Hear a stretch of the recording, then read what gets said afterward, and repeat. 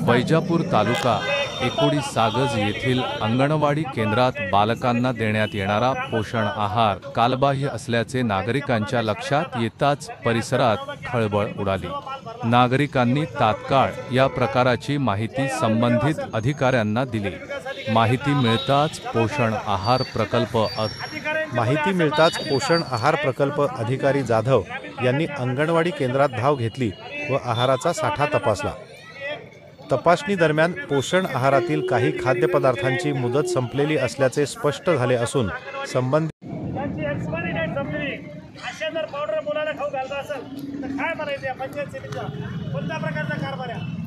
आपण लहान मुलांना कारण कुठंतरी जीवनमान एक पोषक आहार आपण देण्याचा प्रयत्न करतो, परंतु या ठिकाणी आमच्या गावातील सर्व जागरूक ग्रामस्थांनी सांगितलं की आपल्याला हा माल वैजापूर पंचायत समितीमध्ये घेऊन जायचा आहे। आणि सन्माननीय वैजापूरमध्ये मला नाही वाटत आता 3:30-4 वाजले कोणी अधिकारी उपस्थित असतात। आपण सर्व प्रिंट मीडिया पत्रकार पण उपस्थित आहेत।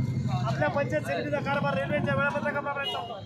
आपण हा प्रश्न पण उठावला पाहिजे। मला नाही वाटत का BDO साहेब या ठिकाणी भेटतील, त्यांनी असं जर माल तालुक्यात जर प्रत्येक अंगणवाडीला जर माल असेल तर काय अवस्था होईल तालुक्याची आपण बघा। ते सांगण्यासाठी आम्ही सर्व ग्रामस्थ आपण बघत असाल सर्व शेतकरी आणि या ठिकाणी आपण बघा ना एक्सपायरी 19चा माल आमच्या अंगणवाडीत आहे।